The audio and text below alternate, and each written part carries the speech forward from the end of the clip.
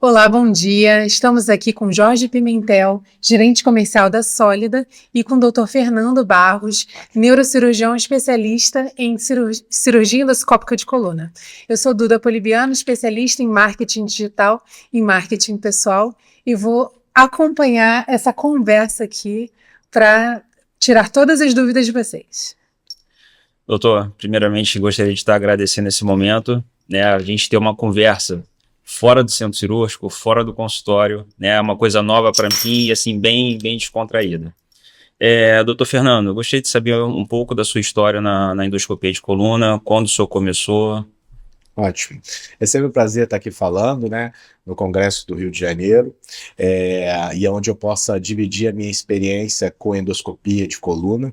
Eu comecei na minha formação ainda em 2010, onde eu tive as primeiras experiências com cirurgia de coluna, mas eu acho que aquele momento ainda não era o momento ideal para a cirurgia de coluna, ainda ela estava engatinhando, ainda a gente estava tendo a evolução técnica e de engenharia dos equipamentos, então aquele momento os resultados ainda não eram tão satisfatórios, né, apesar de muitos centros já estarem começando a realizar o procedimento. Mas isso nunca saiu da minha cabeça. Em 2018 eu voltei a me interessar pela endoscopia. No momento a endoscopia já tinha evoluído um pouco mais, já estava tendo melhores resultados, e eu comecei a fazer cirurgia endoscópica de coluna em 2018, onde eu tive a oportunidade de fazer aproximadamente 10 casos, e em 2019 eu tive a oportunidade de compor a segunda turma de formação da USP em endoscopia de coluna, titulada pelo Dr. João Bergamassi e pelo Dr. Alvin Dowling. Nessa oportunidade eu tive a chance de evoluir o meu conhecimento em cirurgia endoscópica, aprimorar todos os treinamentos que foram dados por um curso de 1 ano, e a partir dali a gente começou a desenvolver a cirurgia endoscópica, e hoje a gente tem aproximadamente 230 casos cirúrgicos já realizados no Rio de Janeiro em clínica privada. Então, já fazemos isso já há aproximadamente 5 anos, 6 anos, com um excelente sucesso. Eu ia fazer exatamente um complemento da minha pergunta sobre a parte da especialização, né? O senhor deixou bem claro, né, os cursos que o senhor fez, e qual o recado que o senhor deixa para quem está chegando agora, o que eles podem esperar, né, da endoscopia de coluna? Qual seria o trajeto que os novos neurocirurgiões têm a fazer? A cirurgia endoscópica de coluna, ela é uma cirurgia que precisa de uma curva de aprendizado muito longa, né? É diferente quando a gente faz um treinamento de um residente, onde ele tem ali o acesso a cirurgias abertas de coluna, ele já começa num volume muito menor, em torno de 10 cirurgias, a se desenvolver tecnicamente. Eu acredito que a cirurgia endoscópica de coluna, para o médico conseguir iniciar a cirurgia sozinho, ele vai precisar ir entre múltiplos treinamentos em cadáver lab, né, em cursos especializados, mas no paciente in situ, aproximadamente 20 a 25 cirurgias de experiência para ele começar a realizar. Então, inicialmente, eles fazem o treinamento em cadáver lab, depois eles desenvolvem o treinamento em pacientes reais, com um consultor, né? A gente tem a oportunidade de dar consultoria para vários médicos no Rio de Janeiro e fora do Rio de Janeiro, desenvolve a cirurgia com o consultor, e aí o consultor vai devagar, liberando o médico, segurando na mão e devagarzinho soltando a mão, e deixando o colega médico que está na sua curva de aprendizado a operar. É como andar de bicicleta, né? Inicialmente você segura, bota a rodinha, tira uma rodinha, depois tira as 2 rodinhas e começa a andar. Nesse andar vai ter alguns tropeços, às vezes volta para a rodinha de novo. Isso é muito comum, às vezes o médico começa a operar, começa a ter algumas dificuldades, chama um consultor de volta para poder tirar essas dúvidas. Isso é um aprendizado longo, não é um aprendizado curto, né? E hoje nós temos outras técnicas mais avançadas, né? Como as cirurgias de coluna torácica, de cirurgia de coluna cervical, outras cirurgias, né, mais avançadas para tumores de coluna, para cirurgias contralaterais da coluna. Então, hoje a gente já tem a cirurgia endoscópica assumindo uma complexidade tão grande que até os médicos com mais experiência têm dificuldade de acompanhar, né? Precisa estar fazendo um treinamento contínuo para poder alcançar, né, a excelência.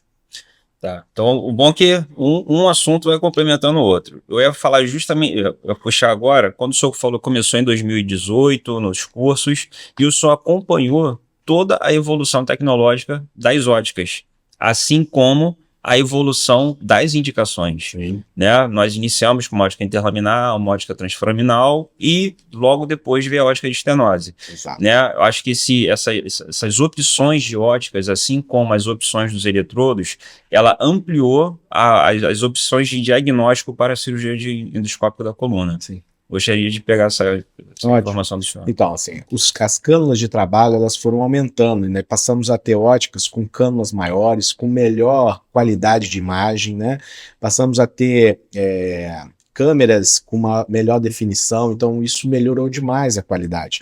Sem contar que os instrumentais evoluíram bastante, os QRs são cirúrgicos, o motor, né, que é o shaver, que faz o corte do osso, as brocas, né, hoje a gente tem broca de tungstênio, que ela é capaz de cortar o osso com uma grande facilidade. E seguindo a isso, a gente começou a ter as óticas de estenose de canal, que são óticas com um orifício de trabalho muito maior, que permite ao cirurgião, de uma forma muito mais rápida, executar a laminectomia e a descompressão do canal. Além disso, a gente desenvolveu a ótica para a coluna cervical, que é uma ótica extremamente fina, com equipamento, com instrumentais extremamente finos. Então, hoje, a especialização da engenharia na endoscopia vem tomando um poder muito grande. Os eletrodos estão aí para nos mostrar a capacidade de coagulação e de vaporização do disco, né? E aí eu cito o eletrodo da Eliquence, que foi uma das pioneiras nessa área, né? Então, assim, a gente tem eletrodos que são extremamente eficazes na vaporização do disco e na coagulação. A gente tem hoje, com o desenvolvimento técnico, a possibilidade de artrodese por via endoscópica, onde a gente consegue colocar um cage, né, colocar um espaçador no disco vertebral e depois complementar com uma artrodese percutânea.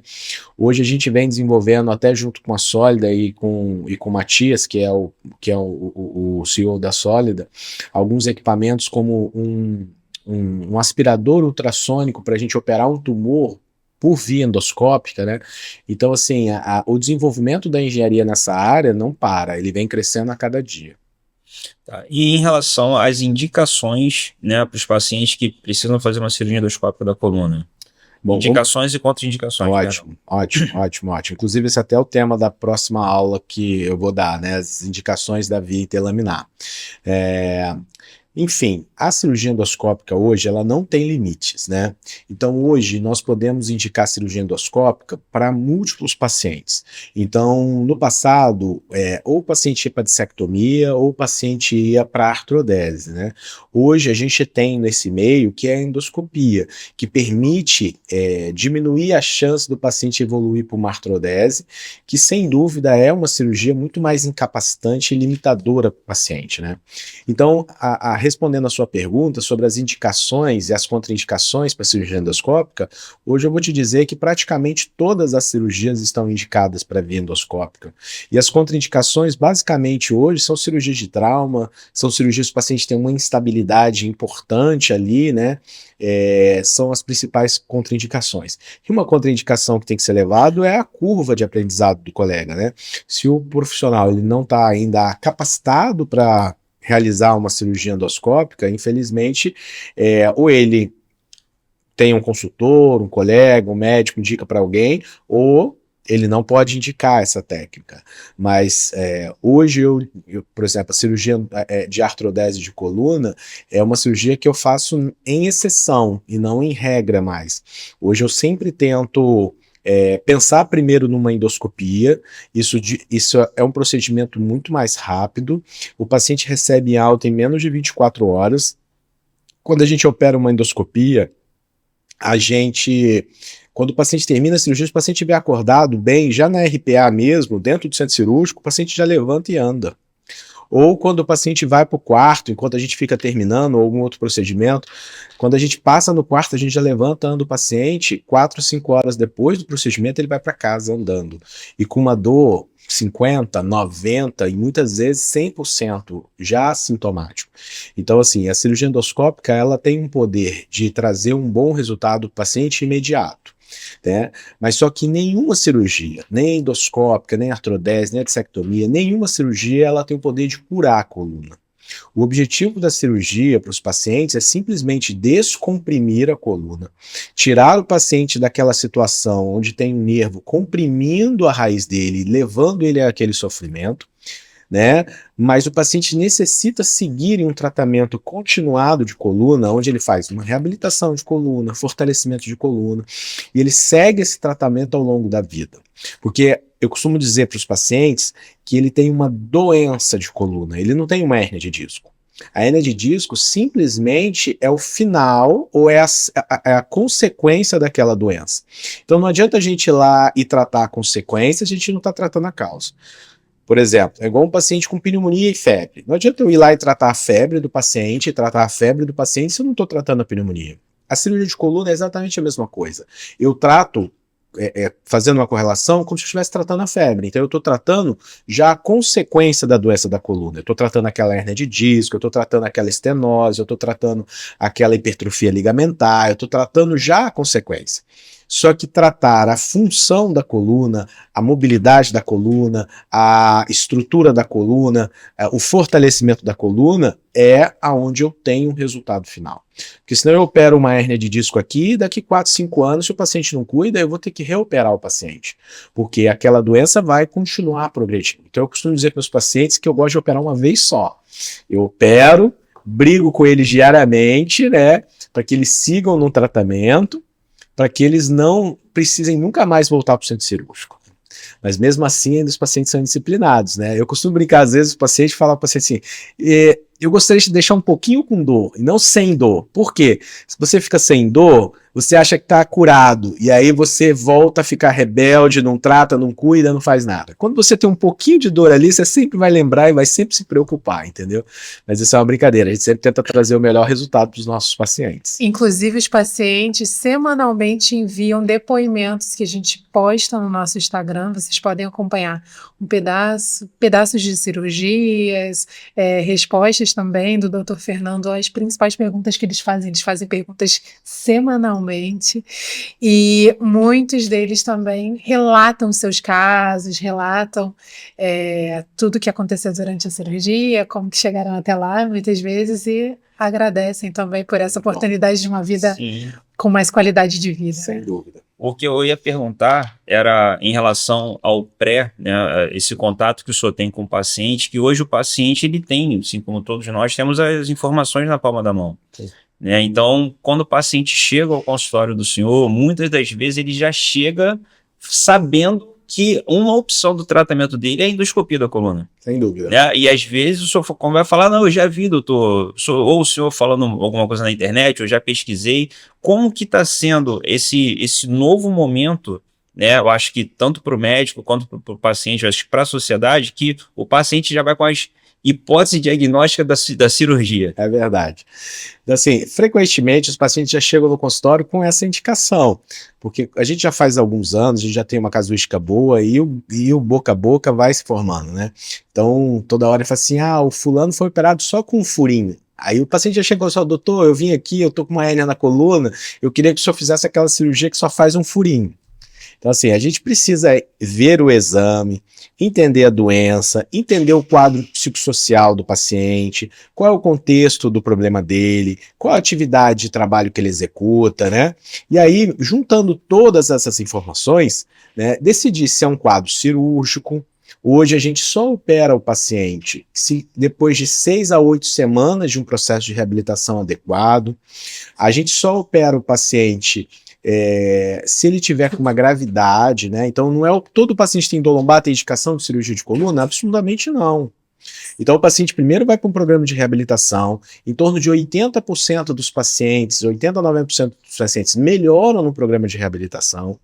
Os pacientes que vão para a cirurgia são os pacientes que mesmo tem uma hérnia grande, com uma compressão ou com uma estenose, e mesmo assim, com uma reabilitação, ele está inapto, ele não conseguiu ter uma evolução acima de 50% a 70% de melhora dos sintomas, né? Então, esses são os pacientes que evoluem para a cirurgia.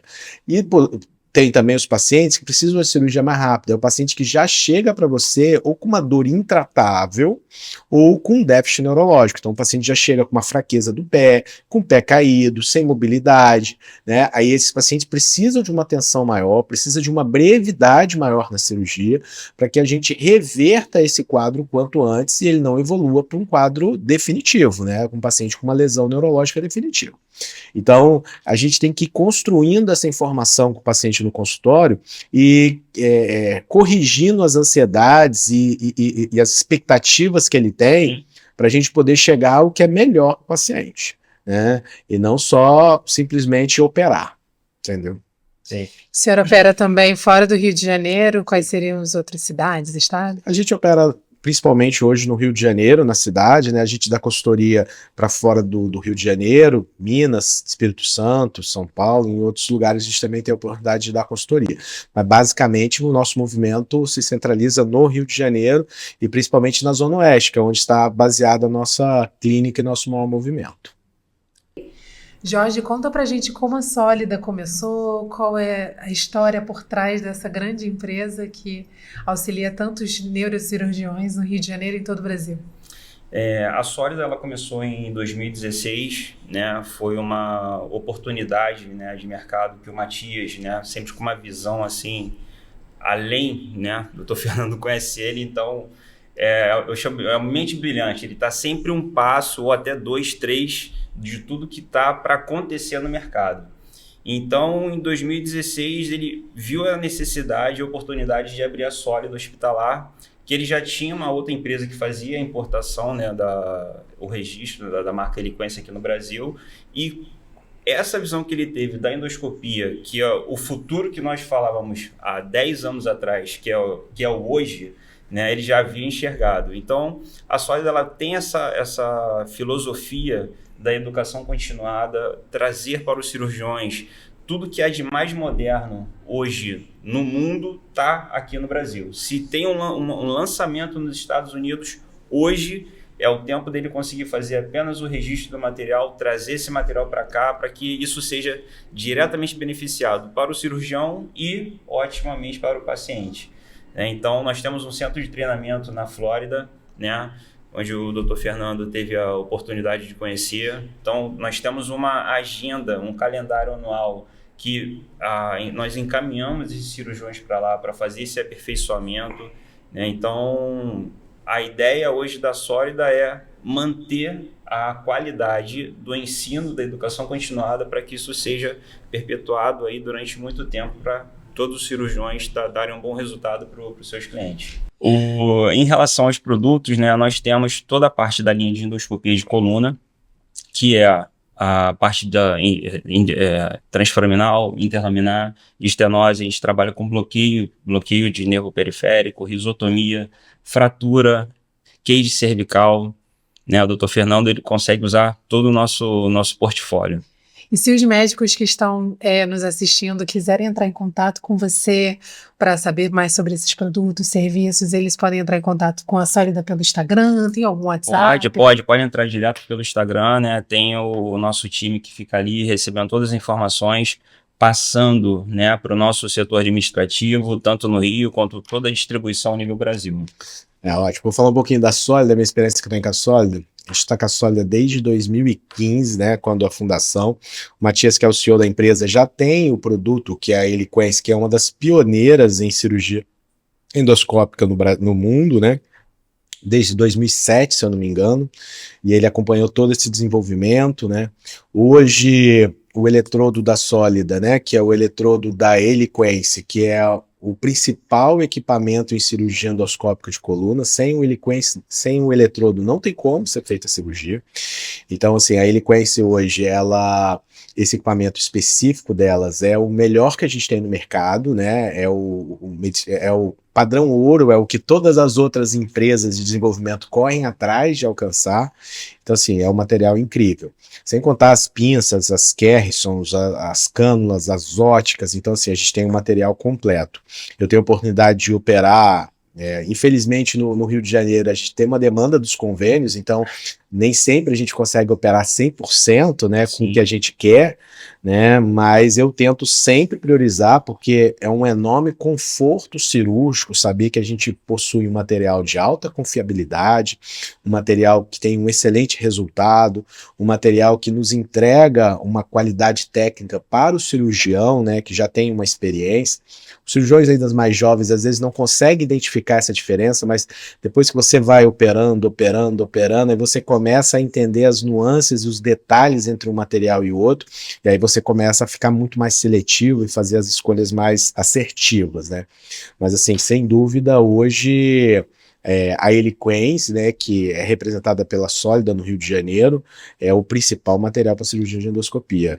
Eu sou um dos consultores da Eliquence, né, sou um dos speakers para a Eliquence aqui no Rio de Janeiro, né, então estou até mal visto em falar, né, dessa forma do produto que eu gosto e uso tanto. Você é um influenciador dessa área, além de especialista. Se você quiser também acompanhar o Dr. Fernando, tirar dúvidas, siga Coluna e Cérebro RJ no Instagram, Facebook, YouTube. E mandem todas as suas dúvidas, peçam esclarecimentos. Quem quiser também estudar com o senhor, existe essa possibilidade? Sim, sem dúvida. A gente tem alguns cursos de treinamento que a gente participa, né? A gente tem a possibilidade de quem tiver interesse em aprender, acompanhar a gente por um período, ver a cirurgia. A gente tem uma rotina bem pesada aí, a gente faz em média 30, 40 cirurgias por mês, e nesse montante aí estão as cirurgias endoscópicas de coluna. Perfeito.